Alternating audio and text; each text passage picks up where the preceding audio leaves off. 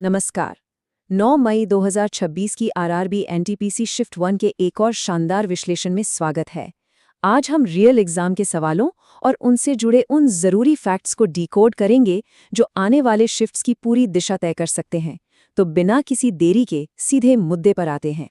चीज़ों को आसानी से समझने और याद रखने के लिए इन रैपिड फायर सवालों को 4 साफ सुथरे हिस्सों में बांटा गया है: इतिहास, विज्ञान, राजव्यवस्था और भूगोल। चलिए सबसे पहले शुरुआत करते हैं सेक्शन 1 से। इतिहास और प्राचीन भारत के पन्नों को पलटते हैं। आज के पेपर में एक बड़ा ही दिलचस्प सवाल था। 1922 में महात्मा गांधी ने असहयोग आंदोलन अचानक क्यों रोक दिया? इसका सीधा सा जवाब उनके अहिंसा के उसूलों में छिपा था, जिससे किसी भी हाल में समझौता नहीं किया जा सकता था। घटनाओं की क्रोनोलॉजी को समझना यहाँ बहुत ज़रूरी हो जाता है। 4 फरवरी 1922 को चौरी चौरा में एक उग्र भीड़ ने पुलिस स्टेशन में आग लगा दी थी।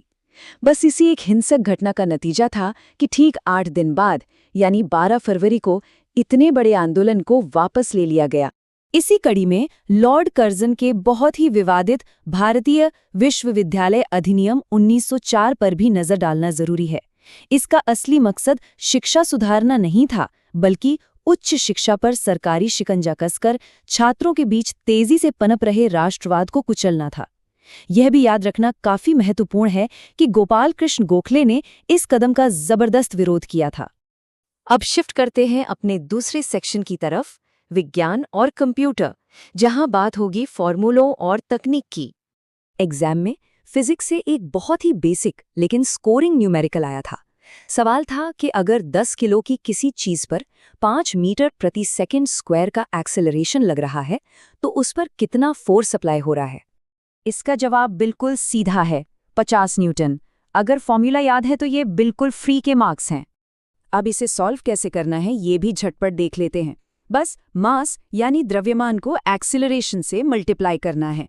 10 गुणा 5 और जवाब आ गया 50। इस तरह की सीधे फॉर्मूला बेस्ड सवाल आगे भी पक्का देखने को मिल सकते हैं। फिजिक्स में ही कार्य यानी वर्क के कॉन्सेप्ट पर भी सवाल बना था।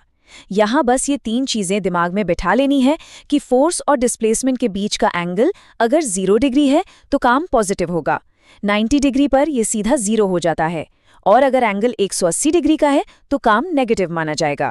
कंप्यूटर वाले हिस्से में आज रैम पर फोकस था। ये एक वॉलेटाइल मेमोरी है, मतलब जब तक पावर ऑन है तभी तक डेटा रहता है। इसे मुख्य रूप से स्टैटिक रैम और डायनामिक रैम में बांटा जाता है, जो सिस्टम के टेम्पररी वर्कस्पेस की तरह काम करती हैं। तीसरे सेक्शन की ओर बढ़ते हैं, राज्य व्यवस्था और अर्थव्यवस्था। देखते हैं यहाँ क्या हलचल रही। आर्टिकल्स को याद रखने का सबसे बढ़िया तरीका है उन्हें ग्रुप कर लेना। जैसे नेशनल इमरजेंसी से जुड़ा आर्टिकल 352 और इमरजेंसी के दौरान मौलिक अधिकारों को सस्पेंड करने की प्रेसिडेंट की पावर वाला आर्टिकल 359। लेकिन यहाँ सबसे बड़ा कैच ये है कि 1978 के 44th संशोधन के बाद आर्टिकल 20 और 21 को इमरजेंसी में भी सस्पेंड नहीं किया जा सकता। इकोनॉमी की बात करें तो संरचनात्मक बेरोजगारी यानी स्ट्रक्चरल अनएम्प्लॉयमेंट का कॉन्सेप्ट पूछा गया था। इसे ऐसे समझ सकते हैं कि जब नई तकनीक आती है तो पुरानी स्किल्स वाले लोगों के लिए काम खोजना मुश्किल हो जाता है। जैसे कंप्यूटर आने के बाद टाइपराइटर ऑपरेटरों की जॉब चली गई। नौकरियां तो हैं लेकिन स्किल्स मैच नहीं कर रही। रीसेंट कानूनी बदलावों से भी सवाल बने, खासकर 136 संशोधन यानी नारी शक्ति वंदन अधिनियम से। ये संशोधन लोकसभा और राज्य विधानसभाओं में महिलाओं के लिए 33% आरक्षण सुनिश्चित करता है। लेकिन यहाँ ध्यान देने वाली बात यह है कि यह अगली जनगणना और परिसीमन के बाद ही लागू होगा और शुरुआत में सिर्फ 15 सालों के लिए ही वैलिड रहेगा। फाइनली आते हैं अपने आखिरी सेक्शन पर, भूगोल और करंट अफेयर्स। भारत में सिंचाई के तरीकों पर एक बड़ा ही दिलचस्प डेटा सामने आया। क्या अंदाजा था कि टैंक और तालाबों से सिंचाई के मामले में प्रायद्वीपीय भारत सबसे आगे है, और उसमें भी अकेले आंध्र प्रदेश पूरे देश के कुल टैंक सिंचित क्षेत्र का लगभग 29% हिस्सा कवर करता है। करंट अफेयर्स में हालिया नियुक्तियों ने भी अपनी जगह बनाई। फरवरी 2026 में साने ताकाची एक बार फिर जापान की प्रधानमंत्री चुनी गई हैं। इसके अलावा भारत में पूर्व वित्त सचिव अजय सेठ ने IRDAI के अध्यक्ष की कमान संभाली है। ये दोनों ही नाम काफी क्रूशियल हैं। आज के इस पूरे एनालिसिस को देखने के बाद एक बहुत ही गहरी बात सोचने लायक है। एक तरफ 1904 का वो विश्वविद्यालय अधिनियम था जो लोगों की सोच और आज़ादी को कुचलने के लिए लाया गया था, और दूसरी तरफ 1991 के एलपीजी रिफॉर्म्स जैसी नीतियां हैं जिन्होंने पूरी दुनिया के लिए दरवाजे खोल दिए।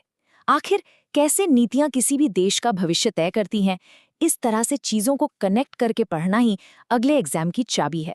अपनी तैयारी को ऐसे ही मजबूत बनाए रखना चाहिए। अगले विश्लेषण में फिर मुलाकात होगी।